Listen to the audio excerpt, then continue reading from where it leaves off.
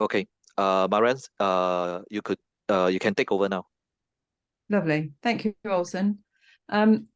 Okay, so welcome everyone. I thought we would just start this with finding out a little bit about how come you've joined this webinar? What are you here for? What do you want? How do you think this might be useful? And then I will show you some slides. And if I find that information out before, it will help me to tailor what I'm saying to you. And then once I've done the slides, there'll be a big opportunity for you to ask any questions and find out even more about what you'd like to know about. And I can do a demonstration at some point. It's wide open in terms of what I can actually do. What I want to do is to be useful to you. So if we could just start with each one of you just saying, how come you're here? What do you want? And then we'll take it from there. Who'd like to go first? Okay, thank you. Hi, I'm Heng Guan. Hi. Yeah. I'm very privileged to have Alson to arrange this particular session. I understand that he went through this ICF program with you, and I happen to be also helping him out on this. Correct, Alson? Yeah. Actually, there was this peer coaching session. So I was helping. Yeah. So when he mentioned about this thing, I was like, oh yeah, okay, right, good. So I'm excited to know what this program is about. Yeah. I think that's it now. I'm here with an open mind, to find out what this program is about and how I can benefit from it. So that's where I am. Yeah. So I don't come here with any specific agenda. Yeah. No specific agenda. Find out what the program's about and how you can benefit. And you've got an open mind. That's correct. Lovely. Yes. Thank you very much, Heng Guan. Who'd like to tell us next what you're here for?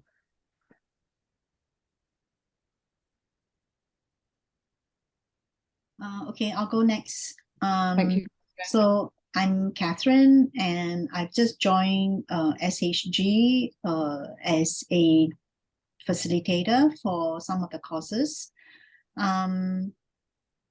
Coaching is a skill that is much needed these days, especially at the workplace. Even as facilitators, we also in some ways will be using these skills to coach our learners. Although within SHG, our primary are elderly and single moms. Yet from time to time, we, if I may say so, that we actually do coach them to find answers for themselves, because they tend to look to us for answers. Yeah, I bet. Yeah, so I feel like to know more about the coaching program that that Austin has gone through, and and perhaps pick up some techniques. Okay, lovely. So you want to know more and pick up techniques, and it's nice to know what you're dealing with your people, your elderly people and your single mums. Okay, thank you very much, Catherine. Who's next?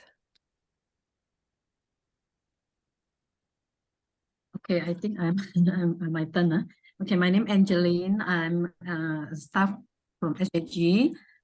Today I joined because I want to learn more about coaching, because SHG mostly related to coaching, because we provide lesson to our beneficiary. So master skill of coaching is very important for me lah. I think so. This is why I joined. What do you do in your job, Angeline? My job, I'm admin at a social health group. Yeah. So, but what's your job? What do you do? Mainly is admin job, admin work. Yeah, but I feel like want to learn more beside admin. So you do admin, but you'd like to learn about coaching. Yeah, yes, yes. Yeah. Great, thank you. And Terence, what about you? Hi, I'm new also to SSG, and I feel very strongly that coaching is part of learning process. So I'm here to learn more about a better way to do coaching that learner can quickly get to understand what they've learned and apply. Okay, so you want to understand more about coaching. Lovely. Okay, great. So what I've thank you very much everyone for sharing that. What I've prepared, I'm going to kind of try and make it match now what you've said. I've prepared some things about clean language in general, and then some stuff about the program. But I can talk about any part of clean language or the program. So if I don't cover it in the slides, you can just ask me afterwards. So I'll just run through those first of all, and then we can take it from there. So let me just make sure these slides are ready. I've got 2 sets of slides. Let's go there, press share screen. Go there. Okay. So I called it learning clean language, and I've put these. I'm assuming that these slides you'll be able to have, and then you can look me up if you want to. So that's me with a picture from a few years ago.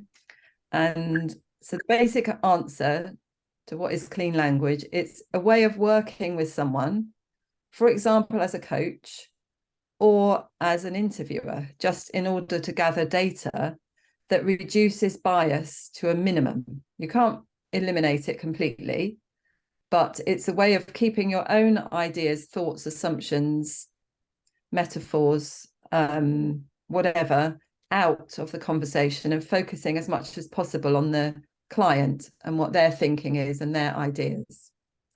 And the way it works is that there are 2 simple rules.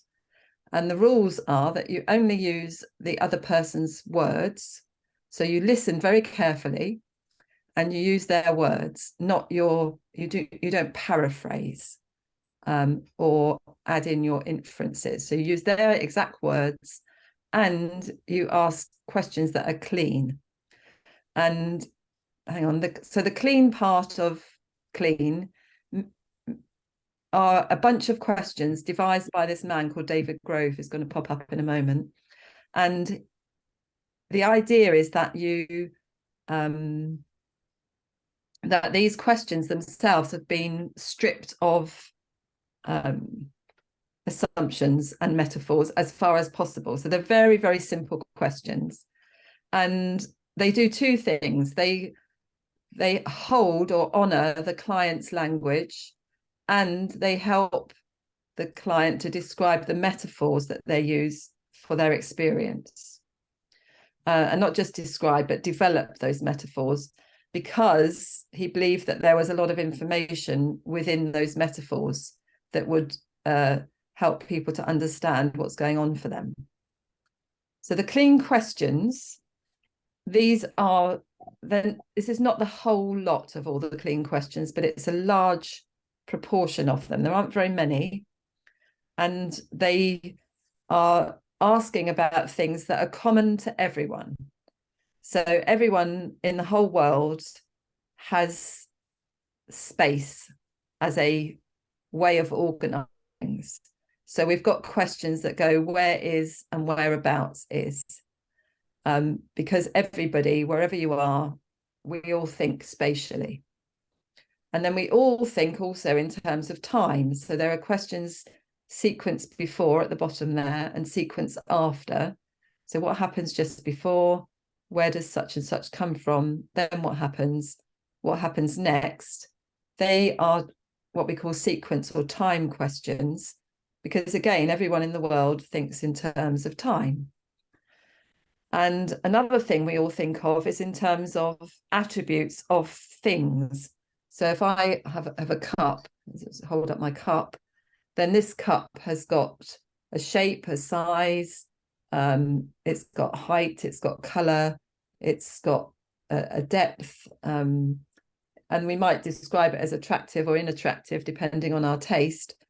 But if you ask questions like what kind of, is there anything else, does such and such have a size or a shape, you're going to get to the form or the attributes of things, again, common in every culture.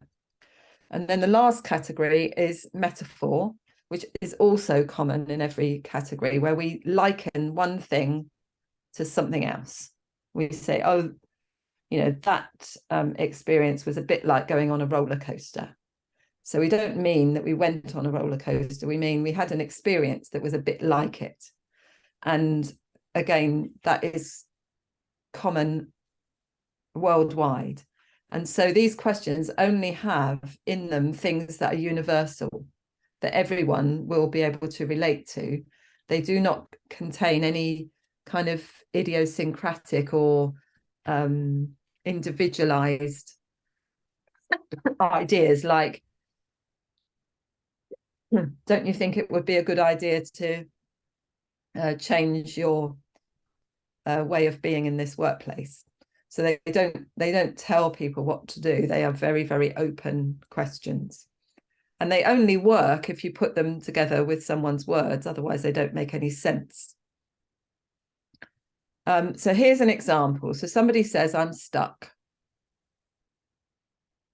And when we hear that, we don't know whether they're stuck like a rabbit in the headlights, whether they're stuck like they've got a cloud and they're in a fog, whether they're stuck like, I don't know what to do, whether they're stuck like, I'm stuck between a rock and a hard place, or whether they're stuck like, I'm stuck behind a big pile of things and I can't get out, or whether it feels like someone's holding me back.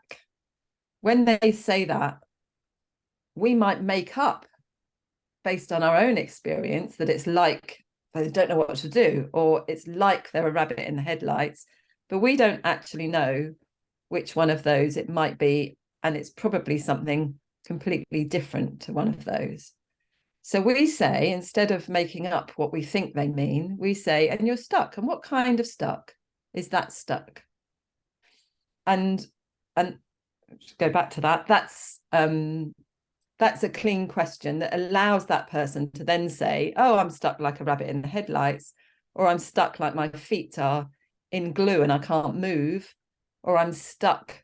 And they might say, I'm stuck because I've got too many projects and I don't know which one to do. They could say anything.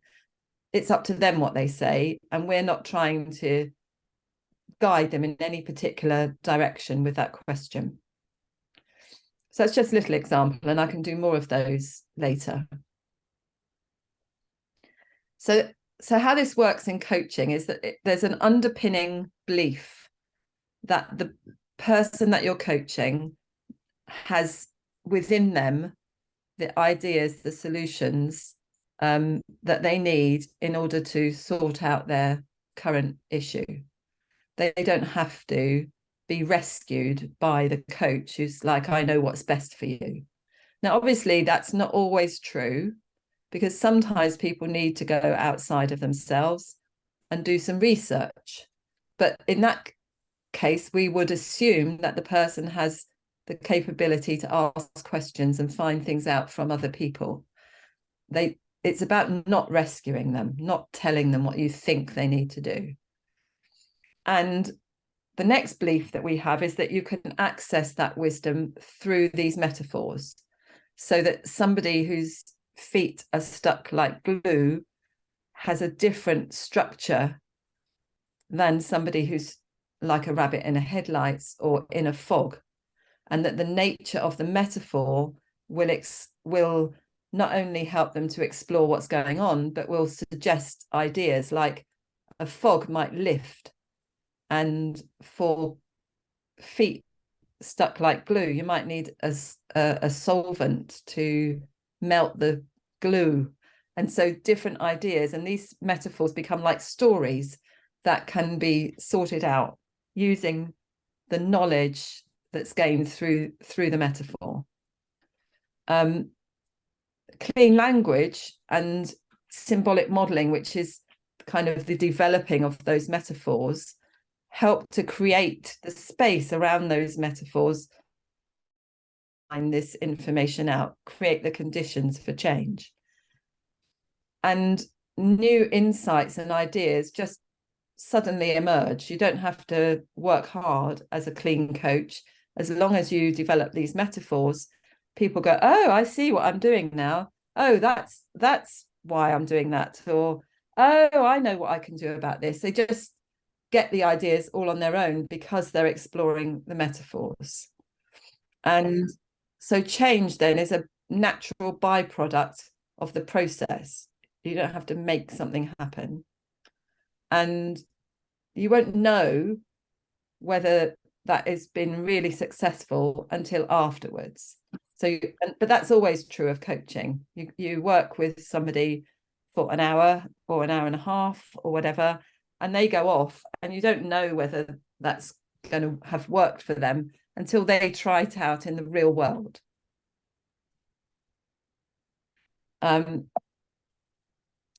So ICF goes very, very well with clean language, or clean language goes very well with the ICF, because if you're asking clean questions, it automatically creates trust and safety. When you use clean questions, you don't get what people call resistance. People don't go, oh no, I'm not doing that, because every single thing that they're talking about is come from them. It's their ideas. And so it creates trust and safety just by being clean. You have to maintain presence in order to do clean, because you have to listen really well in order to be able to repeat the person's words. And so you can't be doing anything else at the same time. You have to be there with the client in order to do this well. You have to listen, and the process itself naturally evokes awareness. And that's a big chunk of the core competencies. And I'll say a bit more about that later. As well as coaching and interviewing, it can be used in many, many different contexts. So it can be used within management, as part of mediation, parenting. And so some of these questions are not just questions that you might use in your own coaching, but they might be ways that you might share and train your clients to think in this way, so that they also can use it in their parenting, for example, or if there's a conflict. And obviously you would need some training in order to be able to do that, but it is possible to teach groups of people a small amount of clean that they can then go and use very beneficially in their own community, in their own lives. And it can be used with yourself. You can ask yourself these clean questions. You can do it one-to-one. You can use it if you've got partnership. You can each ask each other questions to discover what's going on. You can use it with a group, a team, or a whole organization. And there are some organizations that we have worked with where we've kind of cascaded clean language throughout the whole organization. And the other thing about clean is if you already have a coaching methodology or one of these kinds of things, and you already know about agile coaching or body work or appreciative inquiry or some other method, you can always combine clean with what you already have. And to do that, you just take the ideas of clean and you simplify what you're doing. You simplify the questions, you take out extra words that are your words, but it doesn't mean, but you don't have to lose all of what you've already got if you already know some stuff from somewhere else. It is possible to combine. So I thought I'd share with you a little bit more about metaphor, and in particular why. So one reason is they give form to things that are often inexpressible. So if we're talking about, I need to get a new mobile phone, then lots of practical steps about researching which one and where to buy it from and how much to pay and how much bandwidth you need, or technical things like that, which I've obviously got wrong, then actually you probably don't need clean coaching. But if you're dealing with a conflict or a thing about confidence, or anything that's kind of internal and more difficult to explore in a kind of ordinary everyday way, then giving it form allows us to work with the structure of the experience with these metaphors. And as I've already said, it's very hard to get resistance in clean language coaching, because once people engage with their metaphors, then they know that it's them that's said it, and they don't think they're silly, and so they just carry on, and they can explore to their heart's content. I had somebody yesterday, a young woman from Japan I was coaching, and her metaphors were absolutely fantastical, and some of them made no sense to me, but it was very clear that she was getting a lot from exploring things like picking lumps out of the ground and eating them, and chopping lampposts in half. And I was like, what is she talking about? But for her, it was very, very useful and productive, because that's the way her mind works. The other thing metaphors do is they link ideas that don't usually belong together. So if you start working in this metaphorical way, new creative thinking can happen. It allows people to get into that unconscious, and the change happens at the unconscious or the heart level rather than just the mind. And I would also say at the embodied level. And quite often something will change in a session, and the person goes off and they don't need very much more than what they've just happened in the metaphor. They're very memorable, so easy to keep track of during the session, and easy for the client to recall years and years. I've got metaphors of my own that I can relate. If you'd like to hear them, I can relate them to you, and they're from years ago, but they still have massive meaning and use now, so they're long lasting. And because they have form, they can change. So dark clouds can move across the sky. If people are saying they're depressed and they're under a cloud can move. Butterflies can emerge from cocoons. Plates that are being juggled can be taken down and piled up neatly. So the story evolves, and so does the person. So a metaphor is, it comes from the same root as the word amphora, which is this container where you would put things in and set it down and carry things across. And so it's the same type of thing. You carry meaning across from one thing to another. And a definition that we often use is the essence of metaphor is understanding one kind of thing in terms of another. And when people are speaking, they use very obvious metaphors, like being in a comfort zone that they want to break out, or it's like they're doing a jigsaw puzzle with a piece missing, or they say something like there are plenty of other fish in the sea. But also there can be really less obvious ones, like I need to let go. I'm in love. I'm depressed. Well, depressed, if you actually think about it, is like squashed down. We're living in harmony. There's no actual thing called harmony that you're in. It's like you're in a thing called harmony. He was giving me a hard time. The hard part of that is metaphorical. Jump to the wrong conclusion, and so on. So those words that I've put in bold on that sheet there, that chart, they are all metaphorical. As I say, sometimes more obvious and sometimes less.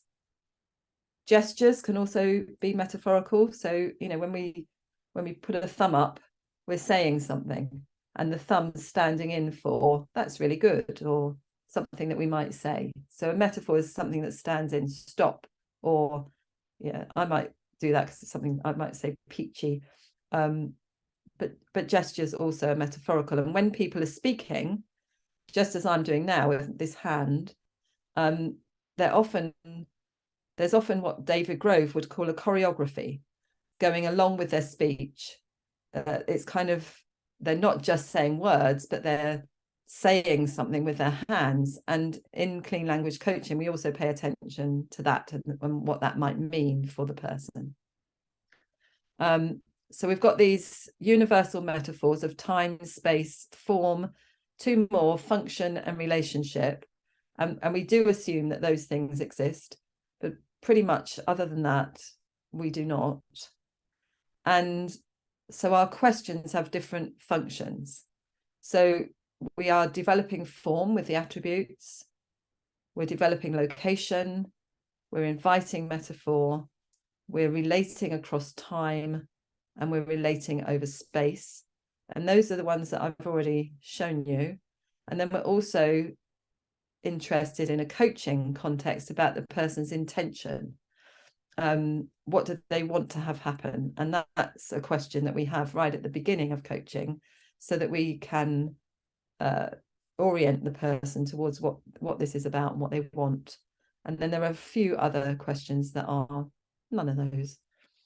So here again are the questions for form. So we've got the main ones, anything else, what kind of, and then we've got size or shape or how many. There might be how tall, how wide, things like that.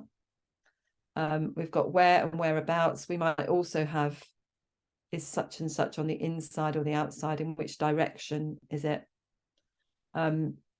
We have a question that's like what, with a lot of prompting before of what the person's already said. That's what those ands mean there. We have sequence before and after. We have a question when such and such, what happens to something else? So we're relating two things over space. What would you like to have happen? What needs to happen? Can that happen? Those are really, they're for coaching, not for most other things.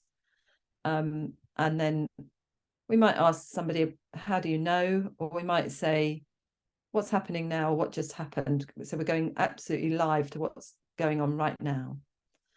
And that's pretty much all of the questions. You can do all of the clean coaching with just those questions I've just shown you. And ways that you can learn clean language, there are some books. So I have a book called Clean Approaches for Coaches. My business partner has a book called From Contempt to Curiosity, which is about using this in more group, team, social settings. And we both together have a book called So You Want to Be Drama Free, which is about using clean language to resolve dramas, either in yourself or with other people. And there are other books. I decided not to put everyone else's book because there would be a very long list. But if you go on our website, you can find a big long list of clean language books from people all over the clean language community. You can go on the internet. There's lots of stuff on our website, which is Clean Learning. There's another website called cleanlanguage.co.uk, which is full of stuff. And there is a place where you can talk to other people, which is called Clean Campus, on a platform called Circle. So it's like a social media thing, but it's private to the clean community, and you can join us there. You're very welcome to come and ask questions and hang out with us. We often have practice groups and things. In terms of training, we do have things like a 1-hour taster, which is a bit like what I'm doing with you now. We have a 1-day introduction, and then there is practice groups, and you're very welcome to come. You don't have to have any experience to join a practice group. We will help you. And then we have things like the Clean Coach Certification Program, which I'll talk to you about a bit more in a moment. And that has 15 weeks of training. It's 4 hours a week. It has 2 mentoring sessions of 4 hours. It has 3 one-to-one mentoring sessions. It has a performance evaluation. And then on your own, you have to do 100 hours of coaching plus the coach knowledge exam set by the ICF. And that's that little slideshow. And I know I'm going through this quite quickly. It's because I want to talk to you, really. So I'm going to just stop and ask you. Oh, we've got a new person. Hi, Jen. You've joined us while we've been talking. Hello, thank Jenny you. just joined us. You want to do a brief introduction to everyone, to Marian as well? Thank you. Yeah, just tell us who you are, Okay, Jen. my name is Jenny, right? I used to teach or run an education center in Myanmar. I suppose I don't do formal coaching, but I guess informally in my role as an administrator, I do some kind of a coaching. So I find this session very interesting, and I'd like to thank Alson for giving me this opportunity. Yeah, that's all I have You're to say. welcome. Thank you. Thank you, Jenny. And have we lost Terence? Is he gone? Well, oh no, Terence is still here. He's just turned himself off. Okay. So I would like to give you now an opportunity if you've got any questions. I've got some more slides about the ICF, but it's only about the competencies. I'm much more interested in what do you want to know? And then we can form some activities or some content around what you want rather than what I'm rabbiting on about. Yeah, So maybe I start off with one question. Yeah. Yeah, what Yes. is the difference then between, I understand that what we are talking here is relating to this clean learning coaching session, clean learning certification. What is the difference Yeah. between this certification and the ICF certification? Now, just now you mentioned that there's also some linkage to the ICF as well. So is there a difference? Okay, no, it's the same. In order for a company to offer ICF accredited training, we have to go through a process with the ICF, which we've done. And so they have verified that our training meets the ICF requirements. And then, so when people go through our training, the certificate that they get at the end makes them eligible for ICF accreditation. So it's the same. It's just that it's probably the way it's different is that the kind of coaching we teach is this clean coaching. Yeah. Okay. Lovely. And Catherine, did you have a question? No, No. sorry. Okay. Any other questions about what we've said so far? Okay, well, I'll put my other set of slides up. Just give me a moment to put them in the right place. Maybe I just like some clarification because I sort of came in a bit late. So Okay. when we're talking about clean coaching, does it mean that the language we use should be in simple form, and that it would be simple and easy to understand, right? But then you have the word like metaphor. So how does that link to this? Simplicity and yet we use. Yeah. Well, how about Jenny, if I ask you a few questions that are clean questions right now, and then you and everyone else here can get the idea, which is much easier than just talking about it on a slide. So if I start with the coaching, a typical start of a coaching session would be, what would you like to have happen? And the person who's answering is choosing something in their life that they would like to change. So if I ask you that, would you be willing to give me a little bit of an answer? And then I can ask you a couple of questions about what you say that will give you the idea of what clean question is. All right. Okay? Yeah, I recently started guiding some seniors on the use of computing or more on the handphone. So what I would like is to be able to really communicate with them and to find out that they truly understand what I'm trying to impart, and that they can go away, with the knowledge of being able to use the handphone. Okay. So if I'm clean, what I do first is I just repeat some of what you've said. So I say, so you want to understand how you can communicate with them so that they understand and they can go away and do what you've told them. I've missed the last piece of that, but I'm trying to tell you back what you've just said. And normally I might write that down to help me remember. But I didn't in this case. Okay. So then I would say, and so when you want to communicate, what kind of communicate is that when you want to communicate? Sorry, I didn't hear your question well. What kind? What kind of communicate is it when you want to communicate with them?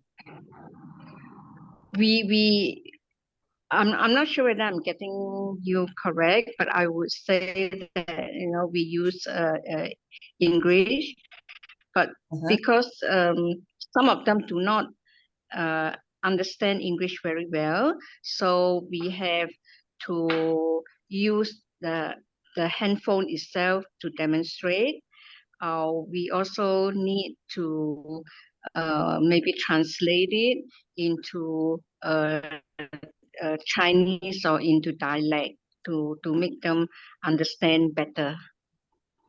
Okay, so you have to try. So I'm using various languages as well as the device to them. So you're using sometimes a handphone and sometimes you're translating into 3 languages. Yes, into 2 main languages or dialect. Yes. Yeah, and you'd like to be able to do that better. I would like to really know that they get the meaning correct. You want to really know that they've got the meaning correct.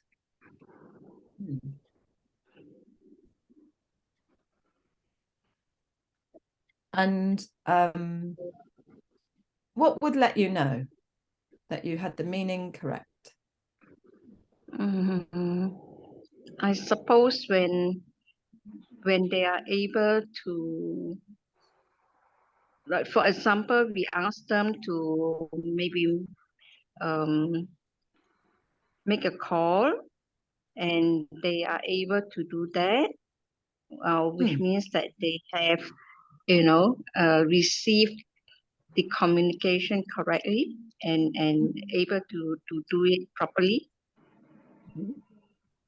So when they're able to make a call and do it properly, then you know. So what is it that you would like to be different as a result of this coaching? What would you like to have happen that's different than what's already happening?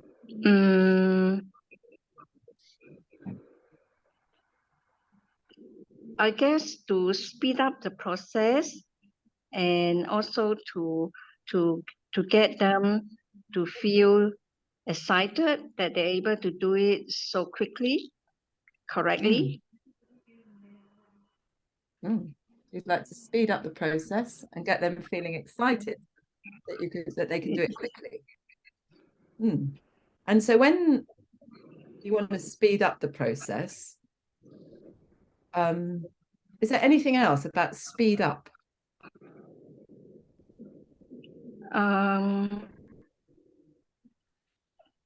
Probably a by result would be that everybody get excited and they start to help one another.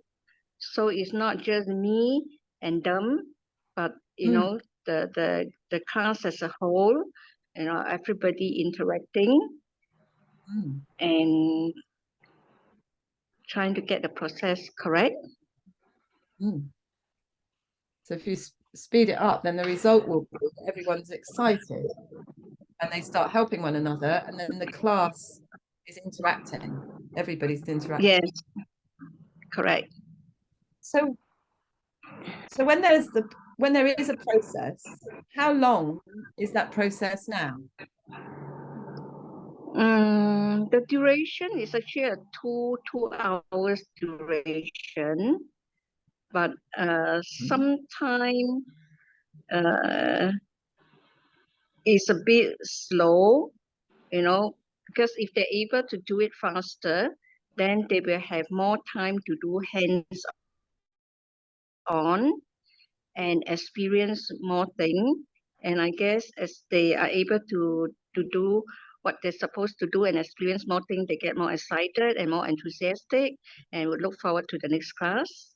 So it's 2 hours, and sometimes it's a bit slow. And if it was faster, they'd have more hands-on and be more excited. And so what might need to happen to speed up that process?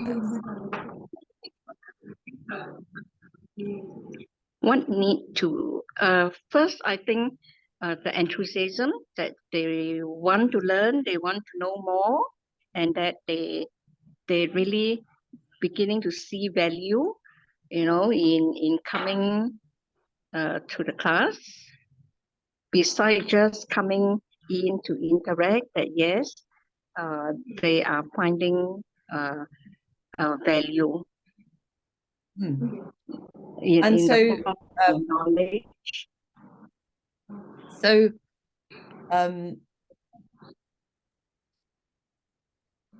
so at the moment, you've got the process. If you speed it up, they'll be more excited.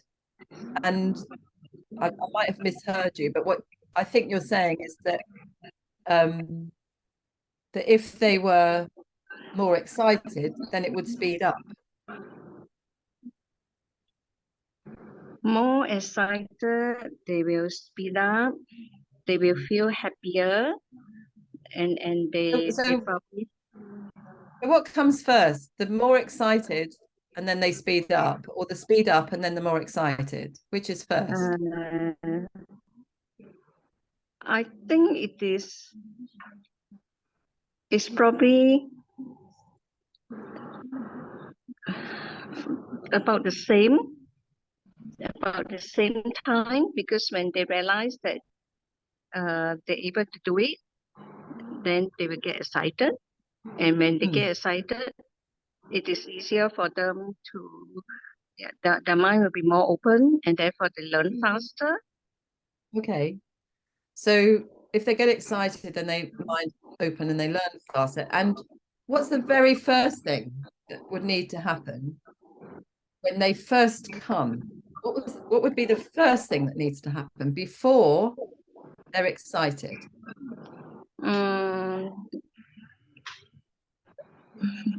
Probably that they are curious, the curiosity. And what is something that you could do that would mean that they would be curious? Actually, just to show them the value of the course, to show them that if they come, they will get value from coming to the class. And how can you show them that before they begin? I ask them questions and I give them the benefits of the course, or for example, I can, for example, tell them that the telephone or the handphone is used not only just to make verbal call, but if they know how to use like Zoom, then they'll be able to call their sons and daughters overseas, and at the same time able to see their children visibly. And I think that will get them excited, and that will put added value to using the phone. Lovely. Jenny, I'm going to pause now So hopefully you and everyone else on the call has got an idea about the clean questioning.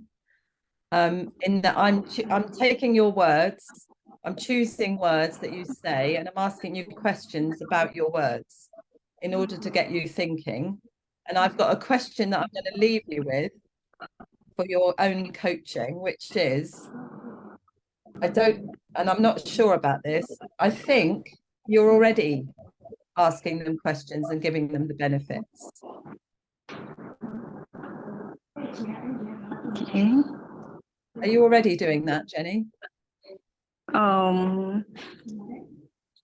Maybe yes, but subconsciously, because I have not gone through a formal coaching class, and clean coaching is something.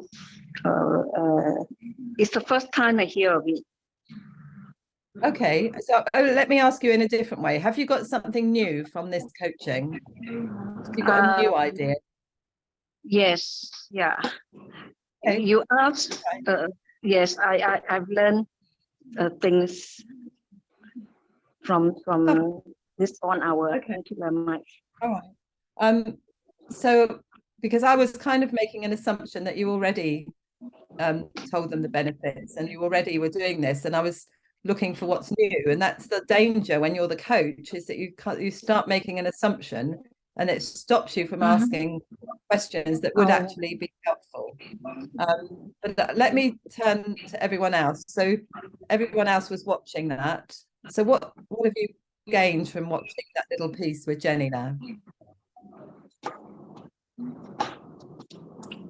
Okay, maybe I'll start first. Yeah, I think okay, I had the benefit of being a peer coachee for Elson. Yeah, he went through the same thing with me. Yep. So so I have the benefit. I mean, at least I have the experience from him. I think important thing that I can gather from this is this you ask questions, you probe further, you don't make any assumptions. You want the coachee to say to say out what is in their mind, and then and you also try to you try to refrain from even paraphrasing, because you want the coachee to actually speak out. So you go level by level, and then you did not make any assumptions along the way. You just want the coachee to review more and more as you probe further and further. I think that is the approach that I get from So that is what I gather from the session you had with Jenny. Actually, just to share with you, I went through one session actually previously, a long time ago, when I was the coachee myself, and I went there with a wrong assumption. So actually, I had quite a bad time in my coachee. I mean, for my coach at that time, because I went in with the assumption, hey, I want my coach to tell me what to do. Yes, because I had problems, I had problems. So if I had problems, I tell my coach my problems. Then I was expecting the coach to tell me what to do. So then my coach was the one keep probing into my problems. So there was some disconnect there, So finally, that was because I do not know, like what Jenny was saying. I did not know what coaching is about.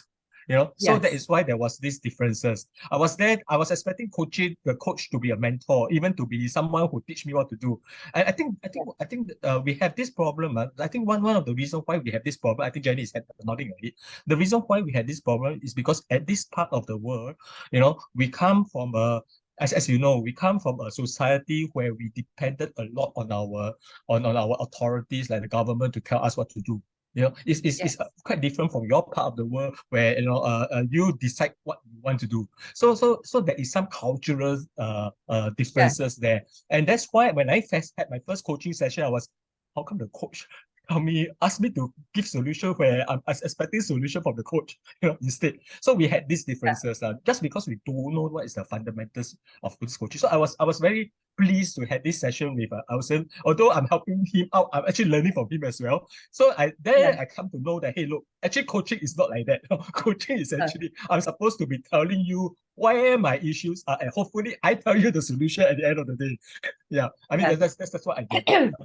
So the ICF has a definition of coaching, which is about that you're partnering with the client to help them to find new and creative ideas to help them reach their potential.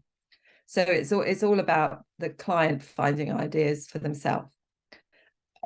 And if you are going to coach people in a culture where people don't know what coaching is, or where it's normal to be told what to do by the government, then it's a good idea before you begin to tell them what coaching is, so that they're not surprised when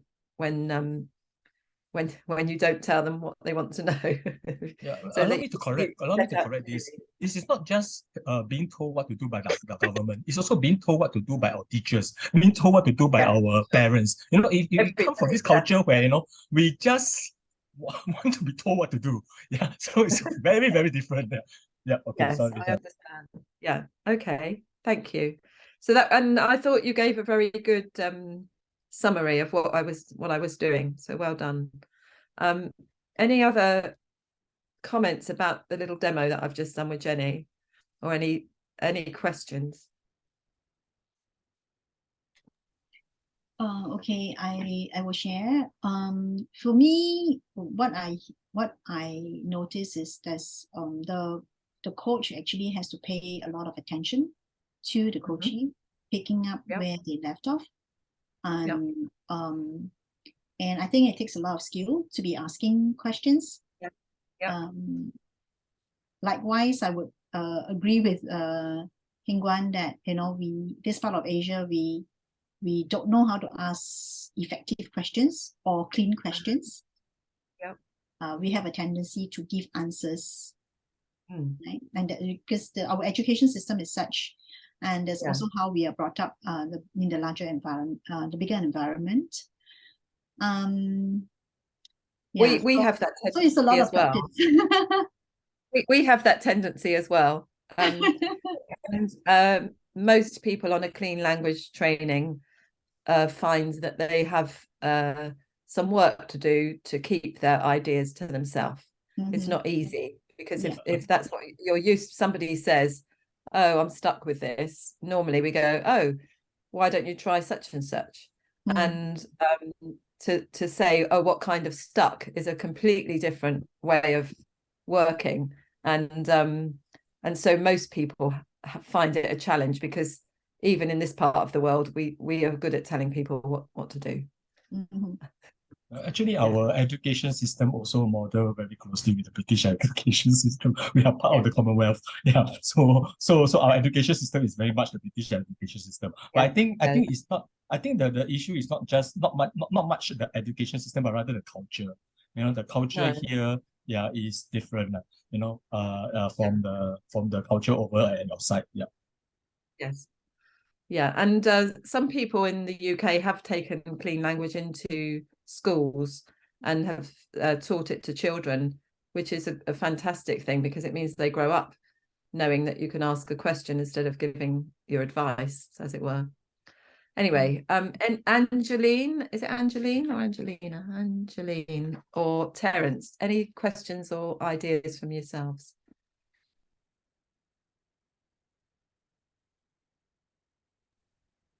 Terence, you're muted.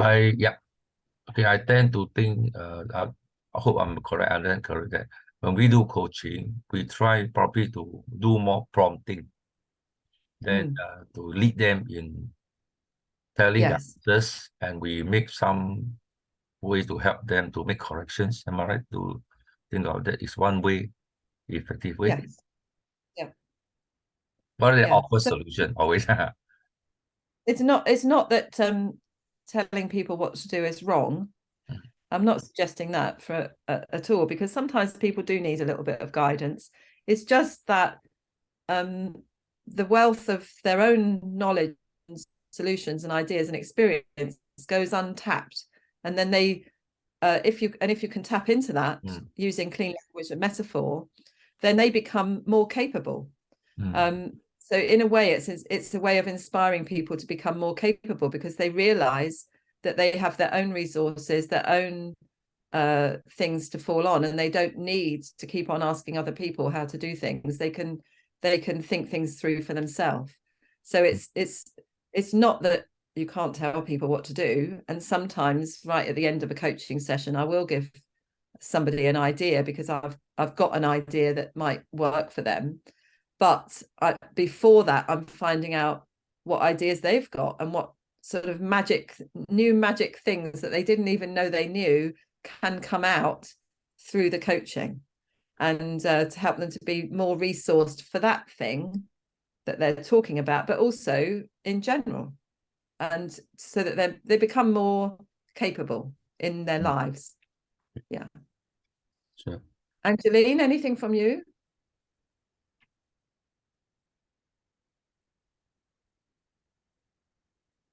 I can't hear you, Angeline, and I can't see your mouth, so I don't know if you're talking.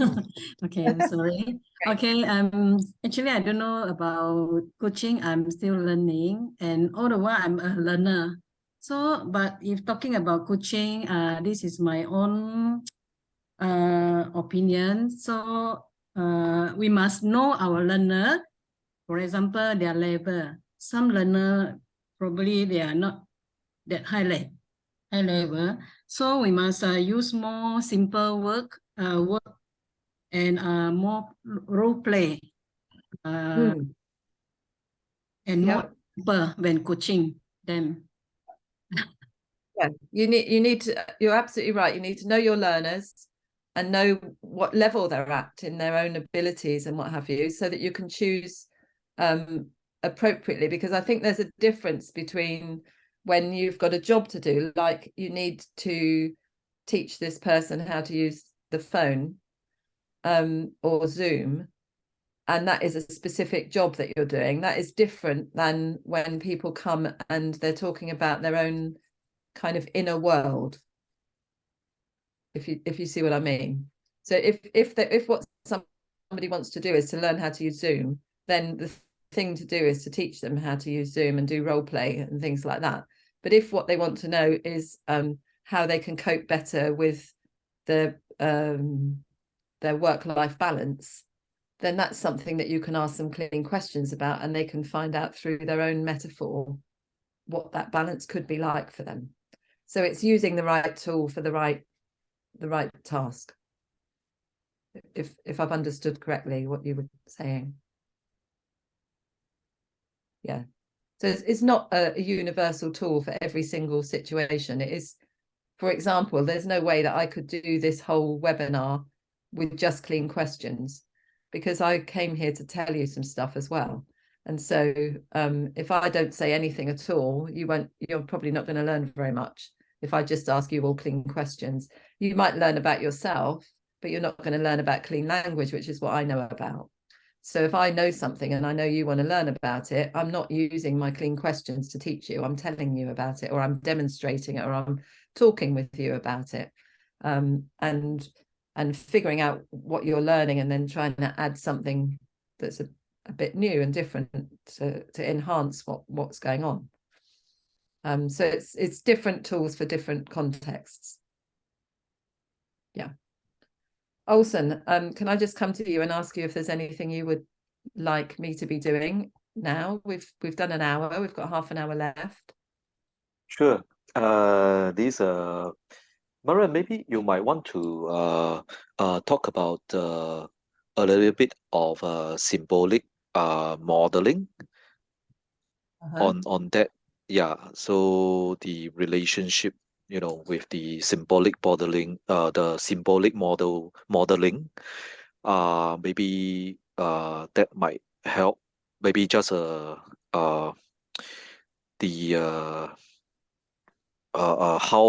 does symbolic modeling work for clean coaching?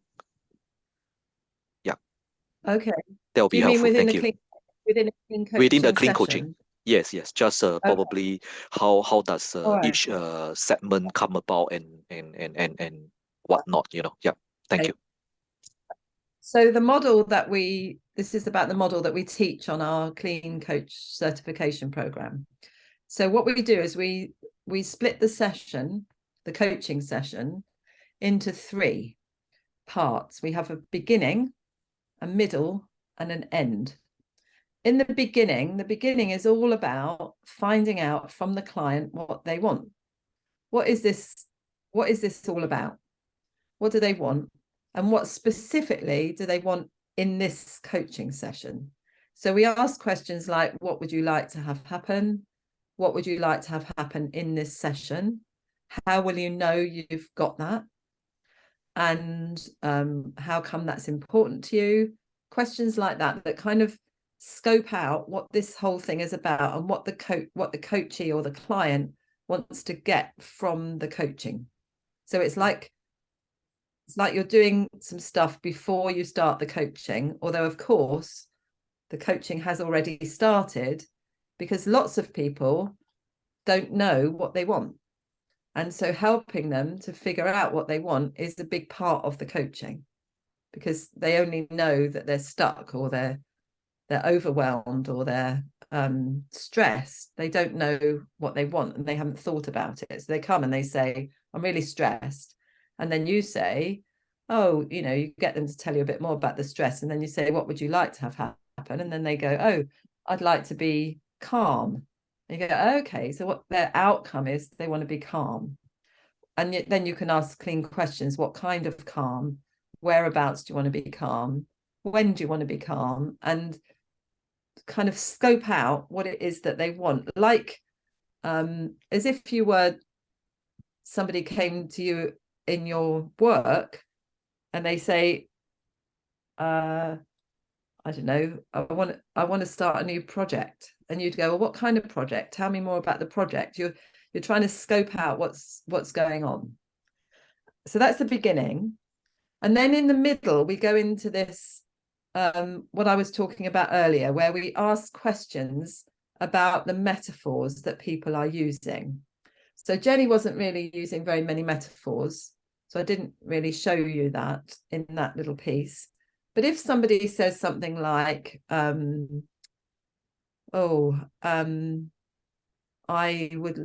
like to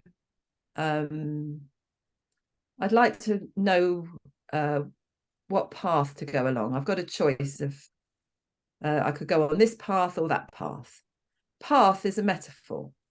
So we go, okay, so you'd like to go on this path, that path. We would treat that metaphor, that path, as though it is a real path. And we'd say, well, we might say, where are those paths? And they say, oh, there's one to the left and one to the right. We go, oh, the one on the left, is there anything else about that path? And they might say, it's like a gravel path with grass on each side.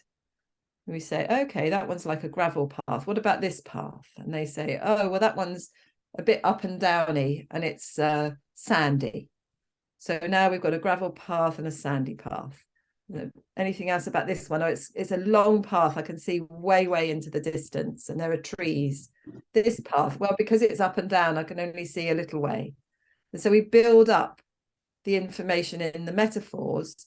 And those things like the sandy and the up and down and the hilly, or the sea a long way and the gravel, they are like clues to the client about the way that they're thinking. They're going, oh, so it's a long way and it's gravel. It might be hard. Or this one might be hard because it's up and down. Oh, I don't know how I'm going to choose between them. And then we might say, so when you choose, whereabouts do you choose? And they say, oh, it's in my head. And we say, oh, does that in your head choose have a size or a shape? And they say, it's like a question mark. And we go, what kind of question mark? And they say, it's black. We say, oh, so there's a black question mark and there's a path and a path. And then we're just talking about that. And they go, oh, now there's a woman on the path and she's showing me the way to go. And we haven't asked any question about a woman. The woman just appears because they're thinking about this in this very pictorial, metaphorical way. And gradually a story appears and we work through that story with these clean questions, and new and different things start happening. And then depending on the time of the session, we move towards the end of the session, during which we're doing 3 things, or maybe 4. We're finding out how they're doing with their outcome. how far along the path they've got, or whatever they said they wanted. We find out what they've been learning about themselves or about their situation. We then start talking about what actions they're going to do as a result of. So we say things like, so what needs to happen? You heard me ask that to Jenny. What needs to happen for this to happen? And we start asking about actions, and we say things like, what support or resources do you need to do that? And then we make sure that we end the session in a very lovely way by asking the client how they would like to end the session. So it's in their they get to choose how the session ends. So it's a lot about giving the client lots of choice about how to answer or how to do the session. And the training is really about learning those 3 sections and what to do in each one, and then how to piece it together to make a whole session. And we do lots and lots of practice and observed coaching. So lots of time you're in a group of 3 or 4 people, everyone's having a turn, and you're getting observed and giving feedback so that you can improve your ability to do this with the clean questions. Olsen, does that answer your question?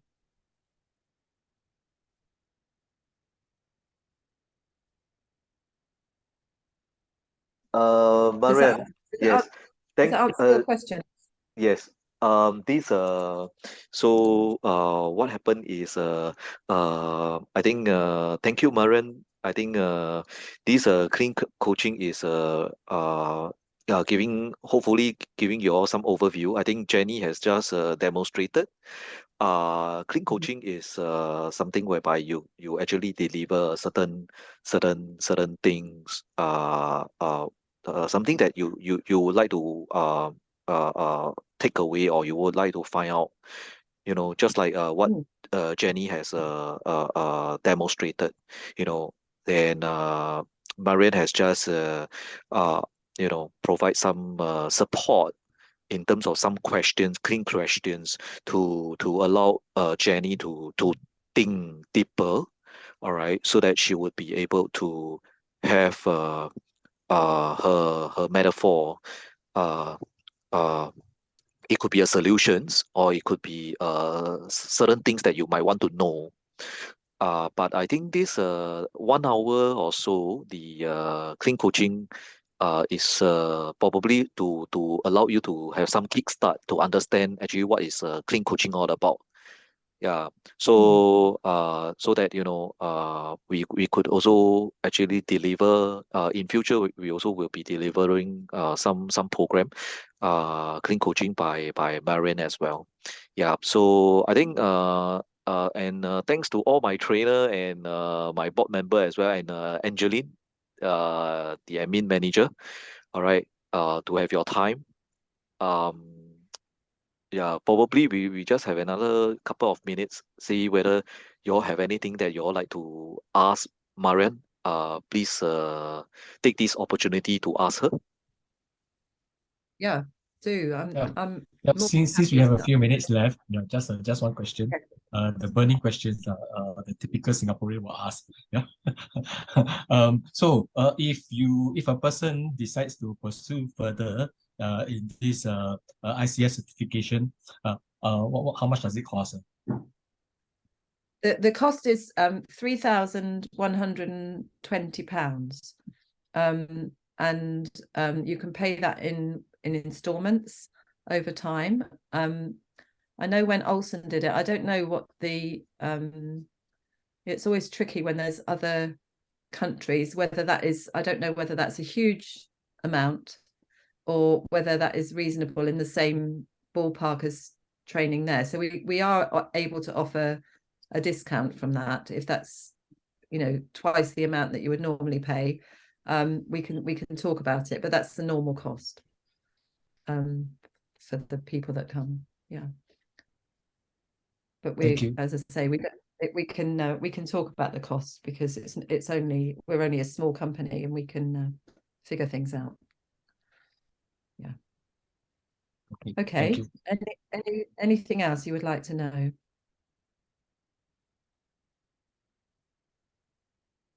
it would be great if some of you would like to join us. We're recruiting for the training that we're recruiting for now starts in March, and we would love to see you if you'd like to join us. So that means the It's, program will all have to be done online, right? Yeah, it's all online. Right? It has to and be it's online, yes. It has to be online, yes. It has to be online. And it's going to be, it's going to be on Thursday mornings, which probably the afternoon for you or the evening, but it's 9 o'clock till 1 o'clock UK time. 9 o'clock means you add another 8 hours, correct? So 9, 10, 11, 12, 1, What 2, time 3, is 4, it now? What 5. time is it for you now? It is at 8:45 p.m. now. What time is at your site now? Okay, so the train so it starts at 5 o'clock then in the afternoon and finishes at 9. Okay. Yeah, it's the same timing that Olsen did, so I know it's possible, but it is a bit unusual, 5 till 9, for us anyway. Any other questions? Anything else you'd like to know?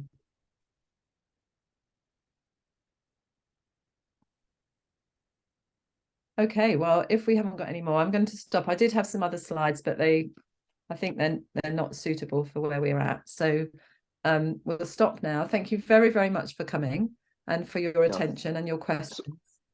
And if you have any other questions, I'm just going to put my email address right here in the chat, and you can pick it up. And then if you want to know anything else, you can email me. Yeah.